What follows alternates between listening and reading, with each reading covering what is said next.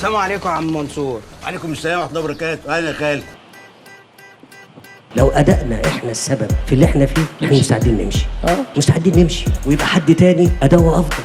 طبعا عارف أنت هتعمل إيه.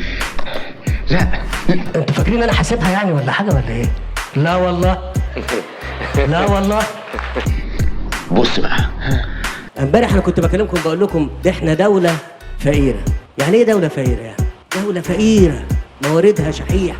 اقسم لك بالله ما معانا ولا تعريفه. تعالى بس، انا معايا 25 جنيه يا دوب هحاسب الفراش. استر علينا، عيب، ده شغل رجاله. هل لدى مصر إمكانيات وموارد؟ أي نعم، هي سوء إدارة في موارد هائلة موجودة في سيناء وكانت تصدر إلى عهد قريب جدا كمواد أولية، في حين كان ممكن تتصنع هذه المواد الأولية وتصدرها كمنتجات مصنعة.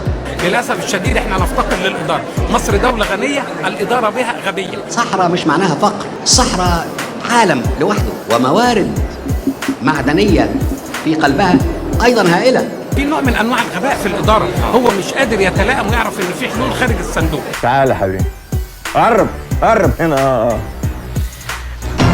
انت عايز يعني عايزين تجابهوا مستقبلكم بجد ولا لا؟ عايزين تعملوا مستقبل حقيقي ولا لا؟ لا لا لا لا ما تقولش الكلام ده خلاص. ايه شغل كتير بس انت ركز. السرقة وحشة. طب انا هقول لكم، هاتوا كلامي كله اللي قلته في الحمله وشوفوه، ان لقيتوا فيه تغيير عن اللي انا بقوله دلوقتي يبقى لكم الكلام. فامتى المواطن ممكن يشعر ببعض التحسن في حياته سنتين. سنتين. طبعا. لا انا هقول على الهوا وتعرفوا الحكايه ايه عشان ايه تصبروا وتتحملوا. تصبروا وتتحملوا، مفيش غير كده. تصبروا وتتحملوا. كتير اوفر كتير.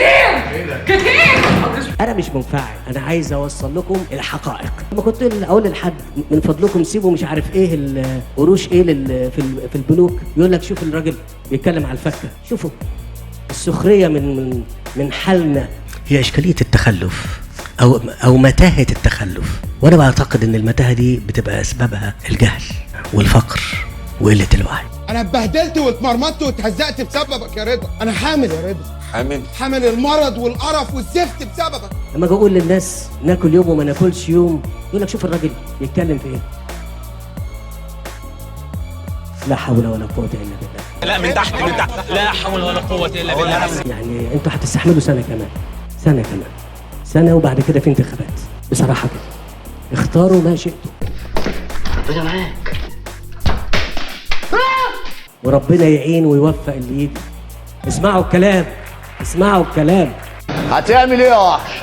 هتعمل ايه لو قلت لك؟ اعلن اعتزامي الترشح لمنصب رئيس الجمهوريه. انا البديل. المحكمه العسكريه اصدرت حكمها على العقيد احمد قنصوة بالسجن 6 سنوات بعد جلسه مرافعه واحده. هو بعيد عنك، داخل عينيه مغربه وشكله ابن موت. قال الجيش المصري في بيان له ان سامي عنان ارتكب جريمه تزوير، معتبرا ان ترشح عنان تحريضا صريحا ضد القوات المسلحه المصريه. هتعمل ايه؟ ما تعملش حاجه، تعال اتفرج معايا. من فضلك محدش لو سمحتوا وانا بتكلم يحاول يتكلم، من فضلكم يعني. ليه كده يا كابتن؟ انت عصبي ليه كده اهو؟ طب تصدقوا قسما بالله الجيش بيقوم بدور تنموي موازي للدوله بالظبط. بجد يا نهار ابيض. ده انا شغلت الجيش عندكم بيقاتل ارهاب، ويا رب تقبلوا الكلمه اللي هقولها دي، ومشغله تحت رجليكم. يا الله. يعني اليات العمل في جوه الجيش مش معقول يا استاذ ابراهيم. انتوا عايزين تحطوا كل حته. مش معقول. خلوا الجيش لوحده.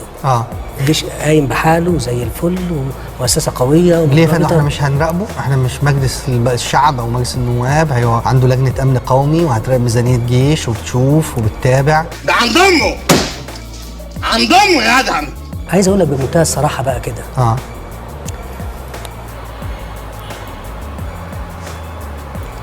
انا ماشي. ياخدها وعدي بيها القنايه، يمكن اعدي، وان استنيت كنت هعدي بيها بحر، ومش ممكن هتعدي. يا عم هي ناقصه شعر ولا ناقصه خنقتك؟ 5 بالحب. يا سيسي عليك.